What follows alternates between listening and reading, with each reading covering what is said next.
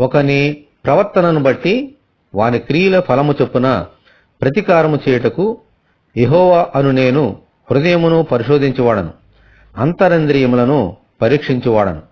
ఈ లోకములోని తీర్పులు కంటి చూపును బట్టి విన్న దానిని బట్టి ఉంటాయి.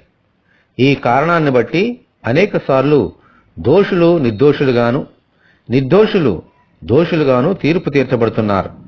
అయితే దేవుని తీర్పు ఇటువంటిది కాదు. ఎందుకంటే మనుషులు పైరూపమును లక్ష్యపెట్టుదురు, దేవుడు హృదయమును లక్ష్యపెట్టును. ఆమేన్. మన హృదయములో ఉన్న దానిని బట్టే ఆయన తీర్పు తీరుస్తారు. అందుకే మన అంతరంగములో, హృదయములో ఎల్లప్పుడూ సత్యము ఉండాలి. ఈ ప్రభువును మన హృదయంలో చేర్చుకుని మన అంతరంగంలో సత్యముండునట్లు ప్రసాదించమని మనమందరము దేవుని ప్రార్థన చేసుకుందాము.